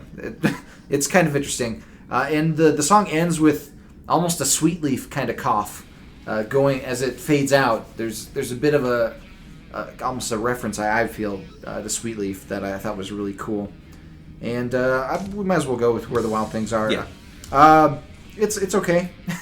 It's another one that kind of sounds similar to ones that came before it to my ear. That it's so like I'll listen to it, but again I kind of forgot it as soon as I stopped listening to it. Yeah. All right, for me, Slither. No, I'm sorry, Better Than You. Sounds like a little band jam going on in the beginning there. Yeah. Then it kicks right into the first verse, and I kind of like how that does it. Just boom, goes right into it. Middle of the road song for me though. But the kick up where the melodic guitar part starts kind of brings it back a little bit for me. Thank you, Kurt. The outro solo is fucking really good too. Slither, it's got one of them. And a lot of it seems like a lot of songs that we've talked about in the last couple episodes. There's like an underwater type vocal sound to them. You know what I mean? Yeah. I fucking hate that. I don't know why they do it. Another middle of the road song for me. The solo's fucking ripping though. Definitely the best part of this song. Kirk definitely fucking saved it. Thank you. Carpe Diem Baby, good crunchy guitars at the beginning, but another fucking mid-tempo song. Like, guys, kick it the fuck up. Like, god damn it. Enough of this shit. Seriously, like, fucking just like you're Metallica, fucking rock. You're not fucking Oasis or some shitty band like Keep that. going to Oasis as the example of a mid-tempo song. I don't know if that's completely accurate. I don't know, but that's what I think of. I don't know. What song was I talking about? Oh, Carpe Diem Baby. I'm not saying it's bad, but like enough is enough. Seriously, fucking A, guys. Like, come on. It's got some cool twangy soloing in it. The solo's good. It's not really a skipper for me, but it's not a favorite. It's kind of the middle of the road kind of song for me. Mm-hmm. Bad Seed, you got that small cough at the beginning, and you instantly think of fucking Sweet Leaf. Yep. That was the very first fucking thing I thought of when I heard that little cough. Decent opening riff, more crunchy guitars. This is the groovier side of Metallica, I think. It's pretty good. It's got the stop and start guitars in it that I kind of like that. The tone of the solo is fucking really good. Kirk is just slamming on this fucking one. Say what you want about Kirk Hammett, but this fucking dude does fucking write some good fucking guitar solos. He really does. Little Lars double bass towards the end there, and then it ends with the more coughing. So is James choking on the Bad Seed? Yeah, because it's taken by the Bad Seed. Could be. You never know. Where the Wild Things Are. It's got like another clean guitar sound at the beginning, and another fucking mellow starting song. Guy, just fucking rock, motherfuckers. Then it turns into like a kind of like a stomping rocker, and James is trying for that spooky vibe, I think, with his vocals again. But by now I'm fucking sick of it. I'm like, dude, just fucking sing. Very boring song. The wah pedal, another wah solo. But it's a skipper for me though. Like, guys, just fucking rock. You're fucking Metallica. God damn it. Mm-hmm. So then we have the last four songs. Prince Charming. I had not remembered the song at all. I really enjoyed it. I thought the riff, there was a really cool revolving riff to it that I really like for Metallica. I always call it a circus riff, but I really enjoy it. I think it's very underrated musically. It has a really nice cadence and groove to it that I really enjoy. The vocals, I think, aren't fantastic to start, but they build up pretty well, and I do like James's vocals in the chorus. I love the stopping, almost like a breakdown-ish part after the solo. That's really cool. And yet again, Kirk is coming in strong with the guitar work. He's just doing some of his most interesting guitar work, I think, from this era in this song, and I really enjoy it. Low Man's lyric, kind of forgettable for me. I don't really remember much about it. Attitude, For a reason. Yeah. Attitude has a really cool groove. Wah pedal yet again. Kirk, you love that wah pedal, buddy. I like it too, but sometimes there's a time for wah and there's a time not for wah. I think it To works. wah or not to wah? Yeah, I think it works in this song, but after a while you start getting worn down by the wah pedal. Do something different. And Fixer, I think it's less of a slog to get through than Outlaw Torn as an ender, but still not the best thing to end the song. Like I said, I would have rather Memory Remains end it, but it's not bad. It really is kind of vexing to me why they have 3 X's in Fixer. I don't know what that means, or unless they're going for they're leading. Oh, yeah, they're leading into the live album that's coming. Maybe that's a hint. It's like, hey, we're gonna be doing some S&M stuff. Here's 3 X's to give you a little hint. I don't even know. What does that mean? I don't know what that means. What? What does the 3 X's have to do with Symphony? Well, no, but the title S&M, and maybe it's a. Never mind. Okay. I don't know what the fuck That's the album. What do you think? Prince Charming, great starting riff. Thank God, enough of the fucking up-tempo song. Hallelujah, man. Finally something fucking upbeat, straightforward rocker. I love the lyrics in this. The one lyric is, I'm the nothing face that plants the bomb and walks away. Talking just about someone that is a fucking average, fucking under-the-radar person. Just fucking, that's a really creepy line for me, I think. Fucking excellent solo by Kirk. Oh yeah, he loves that fucking wah pedal. Absolutely, it's got the stop and start guitars at the after the solo that is really cool. Once again, Kirk fucking knocking it out of the park. Low Man's lyric. I never thought I would say this. Here's a Metallica song with a hurdy-gurdy in it, and it doesn't help. It's just a fucking unimpressive slow song. Definitely a fucking skipper for me. Attitude, another up-tempo song. Thank God, 2 fucking... if you skip Low Man's lyric, you have 2 fucking up-tempo songs in a row. I don't know, I don't even know if this song is good, but I think it's so refreshing after the shit show that fucking Low Man's lyric is that maybe it's not as good as I think it is, maybe. Yeah. The riff is cool under the thing, and the solo is really cool. I think it's kind of a keeper song for me. Mm-hmm. Fixer, another fucking mid-tempo song. We meet again, god damn it.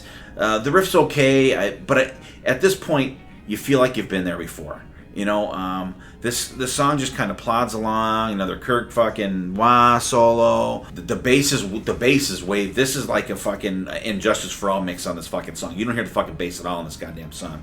And I think it really could have ramped up this fucking song and more underwater vocal type effect for fucking James. And the song fucking picks up with fucking 30 seconds left in the song. You know what I mean? Just and it doesn't do it for me. Terrible ending for the fucking album, I think. And I think you're right, Dylan. I think Until It Sleeps would have been a fucking... Or not Until Memory Remains. Memory Remains would have been a great fucking ender for here. My total thoughts on this. There's some really good songs on this album, but there's some really boring stuff that's maybe a 50-50 album. Way too many fucking mid-tempo songs. The bass is way too low in the mix. I guess they figured fucking Jason sounded too good on load, so they would fucking they maybe thought he was riding high, so they fucking knock him back down a fucking peg for reload. And seriously, the bass is almost to fucking Injustice for All levels on this fucking album. And I'll say it again, Kirk loves that fucking wah pedal. That dude has to sleep with that motherfucker. Wah pedal's his middle name. Yeah, absolutely. And that's pretty much it for Reload for me. Yeah, I think it's better than Load. I think it has more interesting things at times on there, and it has one of my favorite songs of Metallica, Memory Remains, on there. And also, I think it benefits from not having Mama Said on the album. there's no song that's as egregious as Mama Said on Reload. It's like totally shitty. Yeah, there's well, I don't know. Fucking Low Man's lyric gets pretty close. I mean, Low Man's lyric is pretty bad, but Mama Said is just so fucking bad. But I enjoyed listening to Reload more than I enjoyed listening to Load, I think. It feels like there's more energy in some of the songs. And yeah, there are a lot of mid-tempo songs, but I do like Stomping Metallica. I do like those kind of songs a lot. And yeah, I wish Jason's bass was turned up more on this album for sure. But other than that, I think it's a better album than Load. All right, Dylan, did you make an album? I did, yes. I did 12 songs. Let me just count real quick. I think I also did 12. All right. Actually. What's your album? And I actually thought of mine and made an order, too. Yeah, I tried to make mine in order as well. So, I was trying to think of a name for it because I was noticing that a lot of the Metallica titles are like 3 words almost, or like, it's like Kill 'Em All, Ride the Lightning, Master of Puppets, and Justice for All is more than 3, but I never thought of that, but I'm going to call mine Play the Wah. Yeah, well, that works because it has the 3. So I was gonna go Load to Reload, which is kind of boring, but that's what I went with. So I opened up with King Nothing because I think that is a good opening song for. It has that nice little, and then one of the coolest bass lines from Metallica of all time. Then I went with Bad Seed. I really like that song. I think it's really good. I really enjoyed it. Nice little cough after King Nothing. Then I went with Ate My Bitch, going into The Unforgiven 2 because Metallica's 4th song is always the kind of ballady type. Right. And this is the closest I get to a ballad on the album. Then I go pick it up a little bit with Carpe Diem Baby. Then I go into Cure, Wasting My Hate, 2x4, Better Than You, Prince Charming, Attitude, and then I end the album with The Memory Remains because I think that's the perfect ending song to pick. So I think my total-wise, there's 5 songs from Load, 7 songs from Reload. And I could have. I actually didn't even count. And I could have picked much more from Reload. Like I left off Fuel because I just feel like I wanted to be a little different and put in some lesser known songs. But yeah, that's my order. And it's weird because like there's songs that you have on yours that are not on mine. Well, yeah, you were talking about them, and I'm like, why? You didn't like that song? And I opened up with I kept Fuel as an opener. Okay. And then the second song is Ain't My Bitch. Then I threw in Poor Twisted Me. I wanted to get that fucking Blackmore shit going there. Yeah. Prince Charming, Devil's Dance I went with next, and then I got King. Then I have my favorite chunk of the album. I have King Nothing, then 2x4, and then Until It Sleeps. Mm-hmm. Then I did a little Bad Seed after that. Yep. And which I thought was a cool song. Bad Seed's great. And I was gonna throw Ronnie in there, but I kind of left that off. Good. Then I did Attitude and Better Than You, and then I closed it out with Memory Remains. Yeah. Also, because I do think that would be a cool ender. Yeah. It just feels like fucking creepy as fuck, but just nice cool too. Really, yeah. So. What album would you guys make out there if you had to pick the songs off of Load and Reload to make one album? Let us know, and we'll read them out. We'll read your album out. And my bonus track is I Disappear from the Mission Impossible 2 soundtrack. Okay. That was not included on... Well, I'll do the bonus track of them doing the Mission Impossible theme. Oh, that is also very cool. That's fucking awesome. That is also very cool. Yeah, that is very cool. I totally forgot about that. Boy, whenever I would go bowling at our local bowling alley, Valley Lanes... they would always do these music video. They would play these music videos while you're bowling, and I Disappear would always play every time I went. And like they're on like the mountain and everything, and like I just can picture the music video so well, and I always associate that song with bowling now. Okay. And also very much a wah song for Kirk. Oh fuck yeah! Wow, wow, wow. Yeah, definitely. Kind of. It's like that has that little. I think Lady Gaga copied off it for that one song, that Bad Romance. Bad Romance. A little bit. You know, little thievery going on there. I think. Maybe. Well, I think you're thinking of the Hailstorm version has like does that maybe with what, because she does that vocally on the song, and Hailstorm does it with the guitar. Oh, okay. So I think that's what you're thinking of. Okay. Still a little thievery, I think. And then on the 23rd of November 1999, they released S&M, but it was recorded April 21st and 22nd in at the Berkeley Community Theater. I remember when this. I think it aired on VH1. I want to say, and I remember watching this. I want to say before the album itself came out, and some people fucking hated it, and some people still hate it. I think it's fantastic. I fucking absolutely love it. Let me give you the set list here for this album. Hang on one second. Do you want me to? Because I have. Yeah. Go ahead, Don. Okay, so it starts off with the orchestra, and this is basically the orchestra and Metallica playing together. It starts off with the orchestra playing the Ecstasy of Gold, which is a really cool way to start it, is like having the live orchestra do it.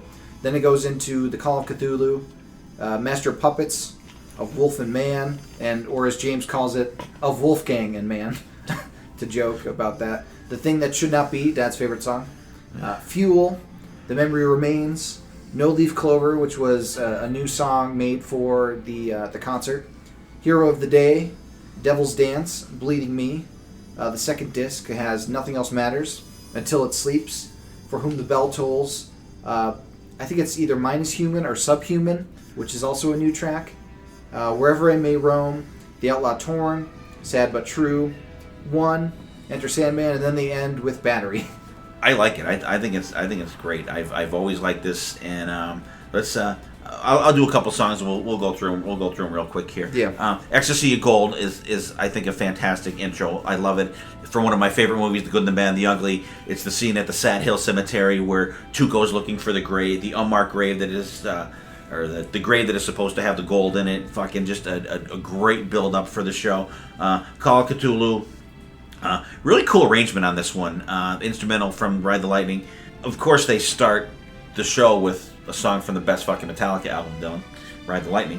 The tempo picks up. It's I think the classical just adds a lot to this song. Makes it fucking more intense, I think. Master of Puppets. I don't know, on this one, I think the orchestra overwhelms the fucking band on this song. There's some James has the crowd sing some of the parts of the verses, which is cool. The master part is like really, the music is really fucking intense in that. Kirk as always rips the solo, but I think the orchestra is a little fucking too loud on this song. Of Wolf and Man, I'm not crazy about the music during the verses. I think it doesn't fit. During the chorus is kind of cool though, but the orchestra kind of backs off a little bit during the solo, which I think is very cool.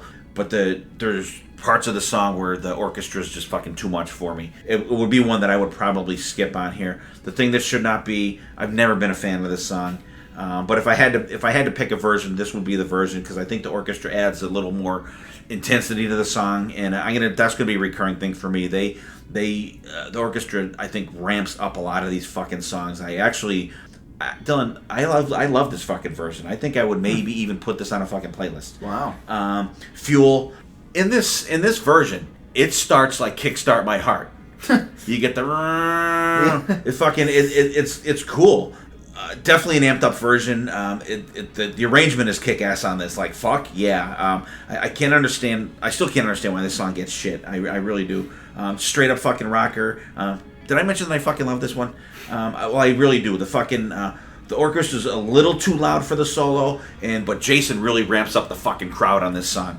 And then Memory Remains. This concert is just fucking amazing, and I forgot how much I fucking love this. And it really seems to get better as it fucking goes along, because it really seems like once they get to like Memory Remains, like the fucking band and the fucking orchestra are just fucking locked the fuck in, and the crowd does a na na na na fucking is excellent. The solo's a little drowned out on it though, but I think this fucking show is just gains fucking momentum as it goes.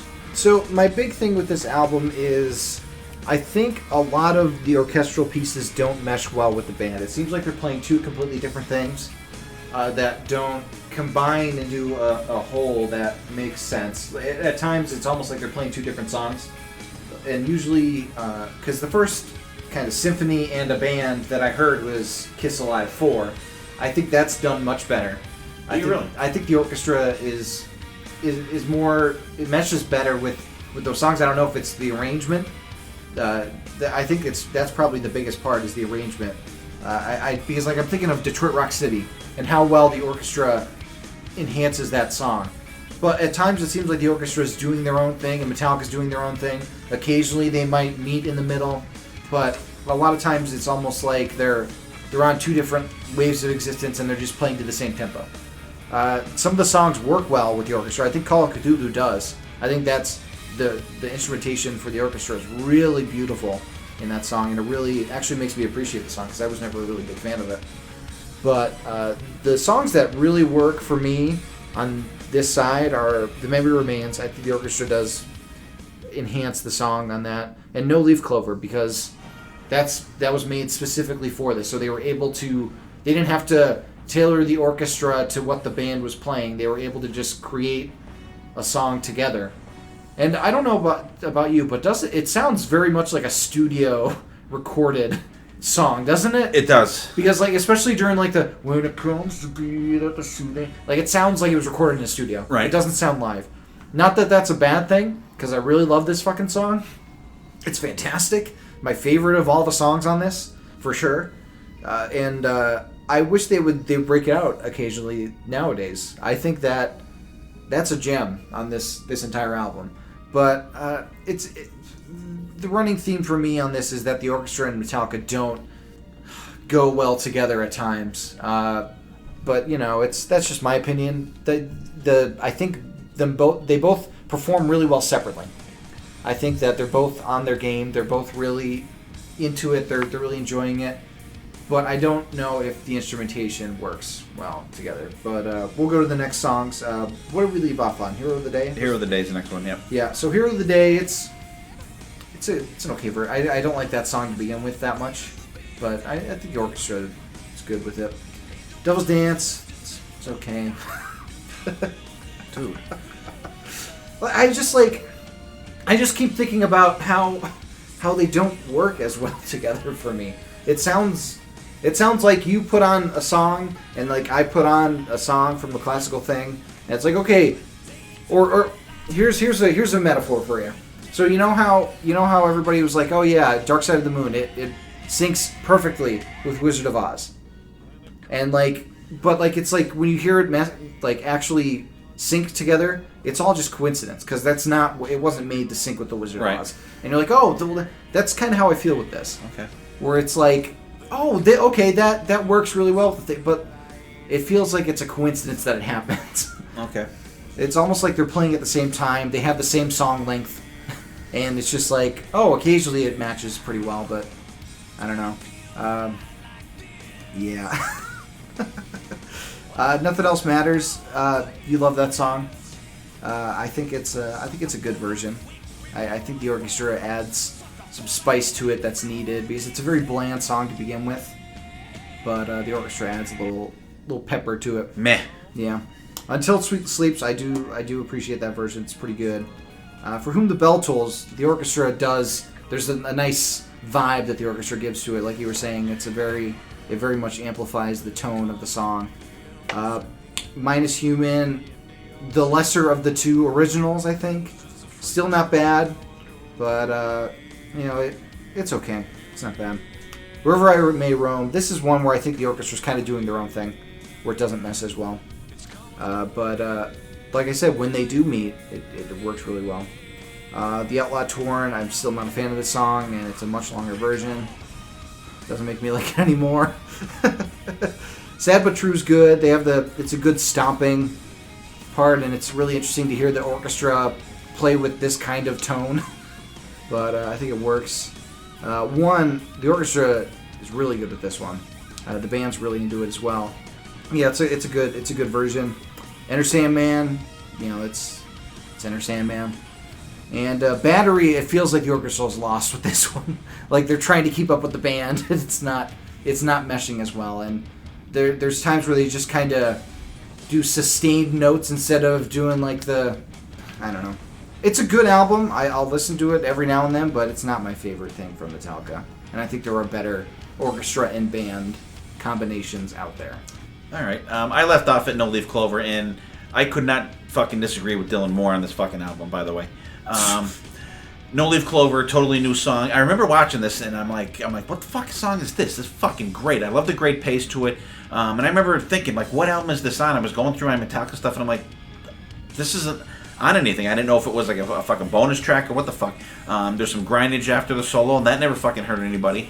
Hero of the Day, I'm not a big fan of it. That would be my piss song. Fucking, I don't like the song to begin with. Devil's Dance, fucking absolutely love it. Great stomping song. And once again, Snake. I am the Snake. Fucking great grinding. And I think the fucking orchestra fucking adds a major kick-ass intensity to this fucking song. The solo's great in it, and the bass even sounds fucking excellent on this one. And Let's Dance, I fucking love that.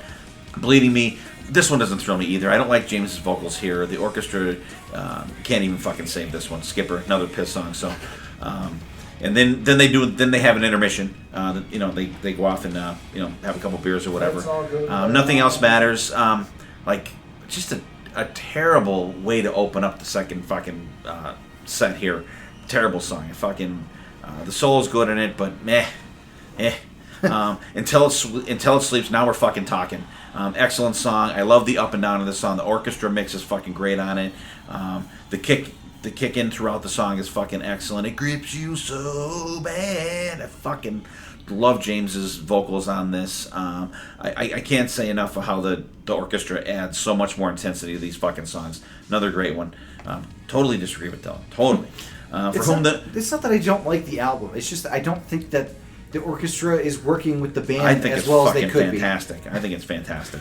For Whom the Bell Tolls, James gets the crowd hey, right away. And now Jason busts out the fucking wah pedal for the beginning of the bass on that, which is cool. I hope Kirk doesn't get mad at him for using the fucking wah pedal, Hey, give me back my wah pedal. But the fucking orchestra absolutely kills on this fucking song. For a song with no guitar solo, it fucking rips. Yeah. And I'm going to say Harpo Music, another song that fucking Harpo used to do. I do wish that the timpani drummers would do the Lars. Dun, dun. Yeah. I like Time Marches On. I mean, it's such a bombastic song to begin with, and I think the fucking orchestra just fucking ramps it up and pushes it right over the fucking edge. Human, minus Human, whatever you want to call it. Another unreleased track. I mean, cool as fuck. I love the orchestration on this one. Once again, I'm like, what the fuck was this song? Like, I was like totally lost. I had no idea what the fuck song this was.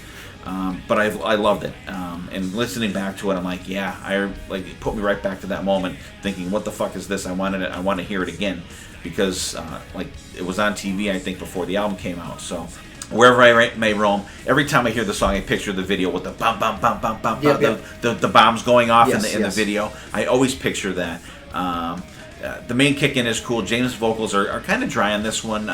The solo fucking rips on it, though. The orchestra is absolutely fucking killing it. I think they're just so fucking locked in. Outlaw Torn, that's my Rainbow song.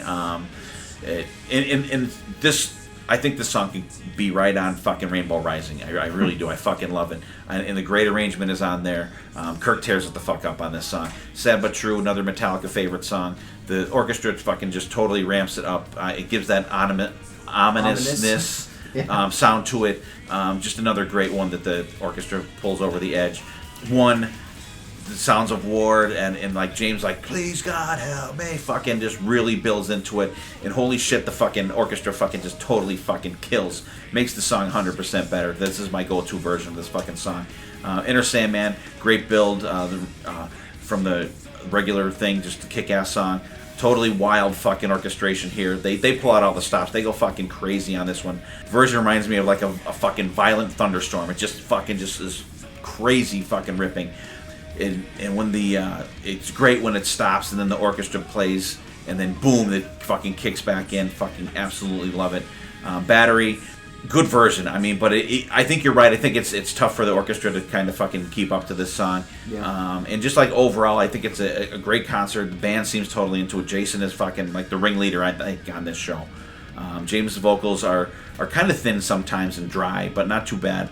Just a great concept, and I absolutely love the fucking arrangements on this shit.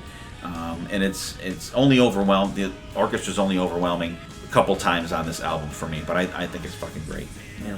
I just feel like at times they're battling with each other, where the orchestra is fighting for supremacy, and then Metallica's fighting to be on top, and only on every now and then they mesh together to form a good thing. But it's a good album. I'm not saying it's unlistenable.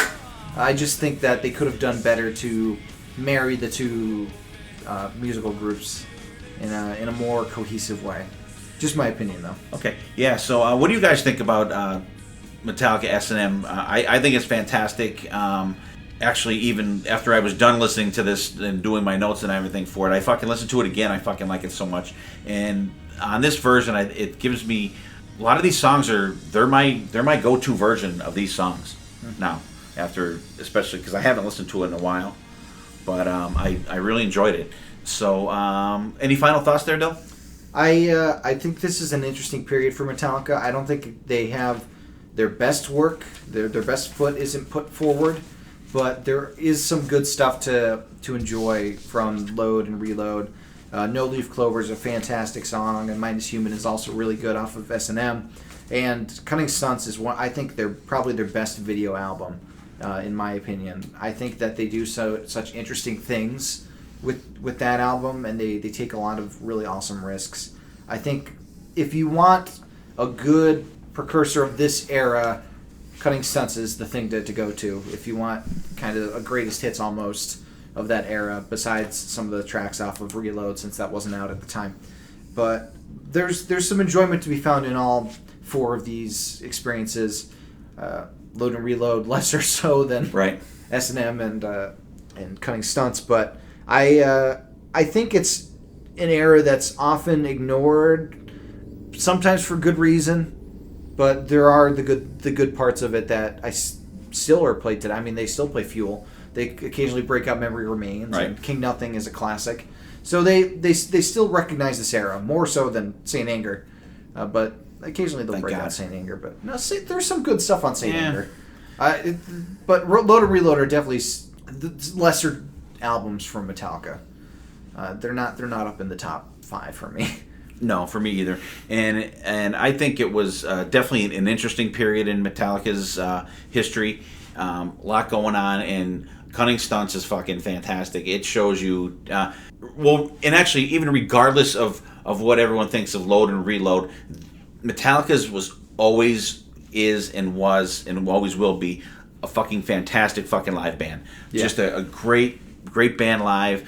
Into the music, interacting with the fans, just and high energy music. There's some shitty ones that I don't like. Like if I hear Nothing Else Matters ever again, I'll be fucking happy.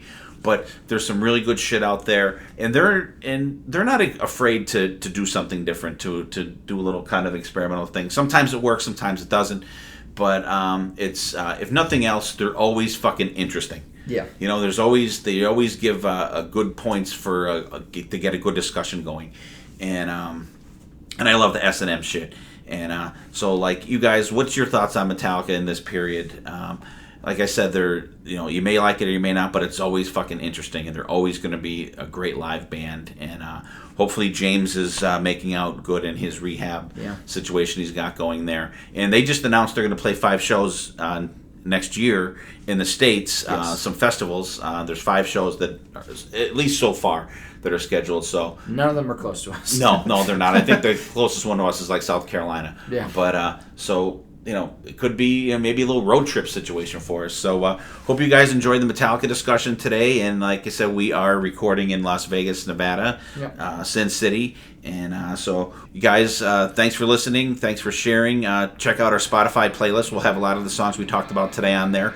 And, share us with your friends. Thanks for spending time with us. Take care of yourselves. Take care of each other.